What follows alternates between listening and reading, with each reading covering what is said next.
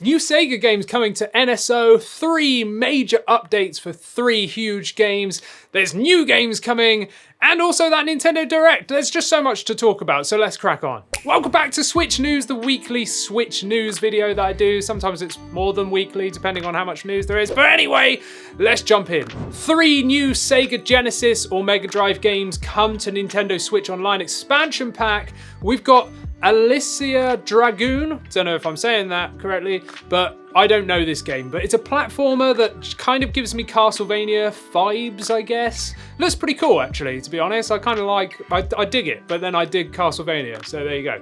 You got Beyond Oasis as well, whatever this is. It looks kind of cool though. I'll probably give it a go, just to see what it's like. Again, I've never tried this, but the star of the show is Earthworm Jim, of course. Now, everyone knows what Earthworm Jim is, right? If you don't know the anime or cartoon, well then you should know it, and also the game as well, you know? I know the game, I played it as a kid, I've got it on the EverDrive, it's great, but being on the Switch, perfect, and I can play it with my SEGA Genesis MegaDrive controller as well, which is really, really cool. So if you're into the SEGA stuff on NSO, well, you got 3 new games, and at least one of them is absolutely great, so there you go. Let me know if you know all these games in the comments. Next up, we've got 3 huge updates for 3 huge games as well, but I'm not going to be going over every single update because we would be here all day. But anyway, on the 7th of this month, Xenoblade 3 got updated to version 1.1.1, which saw a load of fixes. There's just so many updates here for this game, but that's brilliant because Xenoblade Chronicles 3 is going to be amazing. I haven't played it yet. I'm still playing through 1, and then I want to play through 2, and then I'll get to 3, so give me 10 years. But anyway, if you're playing it yourself, better update it. And then yesterday saw Disney Dreamlight Valley, which got updated with loads of balance adjustments, bug fixes, stability, and general fixes as well. So again, if you're playing the early access or whatever it is of Disney Dreamlight Valley, better update it. I, for one, am just waiting until it comes out for free next year. And then the big one, which is Splatoon 3, which also gets updated to version 1.1.1 with so many fixes and changes to stuff like Splatfest, controls, multiplayer, salmon run, story mode, and so much more. So it's been like a week since Splatoon 3 came out. Again, I haven't got it yet. I might pick it up at some point. But anyway, there's so many updates, so get updating. So have you seen the game called Stray, which I think is on the PlayStation, maybe on the other consoles as well, but you play as a cat, right? And it looks cool. It looks really, really cool. I've not played it, but from what I've seen, it looks cool. Well, the Switch is getting something similar, but instead of a cat, you're a rat. Well, not quite a rat, you're actually a mouse. So this game's called The Spirit and the Mouse, and you team up with the spirit to restore power to the town. And you see a bit more than that in the trailer, but the spirit and the mouse look so cool. I really love this whole idea of playing as a small creature and jumping around and stuff. I don't know. It kind of harks back to Micro Machines for me. I don't know why. I just feel like that, being super small in a big world, or Toy Story or something like that. It looks fun, and I am actually digging the look of this game. And well, it comes out this month on the 26th of September. Now there's a new game that I'm so hyped for this, but we're gonna have to wait a little while for it. So Trinity Trigger, it just looks amazing, and it's developed by people that have previously worked on Secret of Mana, Xenoblade Chronicles, and Octopath Traveler. So this is a co-op action RPG, and I am so damn hyped.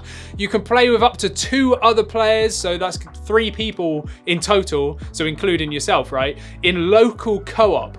So yeah, for me, local co-op means this was an instant buy, or will be when it comes out, and it's coming out next year, 2023, but it's just come out in Japan this week, and from what I've been digging online, well, the reviews so far are looking really, really good. So it's an all-star cast that have worked on this game, and it just looks brilliant. It is an action RPG, by the way. It's not turn-based, it's an action RPG, which again ticks a box for me, and local co-op, everything needs to be local co-op.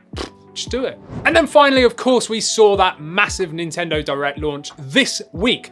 Did you see it? Did you see our live reaction video where me and AJ from the PlayStation channel actually watched it live, and you can see our reactions, and then we also did a discussion video after as well. So check those out if you haven't seen them already. But yeah, what were your thoughts? Now, I for one was a bit disappointed, but it's kind of my own fault because I was overhyped for the idea of Metroid Prime coming, as well as like Wind Waker and Twilight Princess HD. You know, I really thought they were going to be coming over because the Wii U eShop shuts in March next year, so that's the only way you can continue to buy Wind Waker and Twilight Princess HD. That's going to stop, so there's no way of buying them, right? So I was adamant they would be bringing them over, but no. So I kind of overhyped myself mainly for Metroid, but yeah, those two. And I was let down, you know, it was farming sim after farming sim, but there were some good games in there. So there's just so many games that were shown, so go watch that other video. But I, for one, am excited for GoldenEye 007 coming to NSO, so Nintendo Switch Online expansion pack with online multiplayer. Pikmin 4, so if you're a Pikmin fan, amazing, I'm so hyped for you. I'm probably going to pick this up. But, you know, something I'm really interested in is one that no one was expecting because it's a brand new game, right? And that's called Master Detective Archives Rain Code from the makers of Danganronpa. Is that how you say it?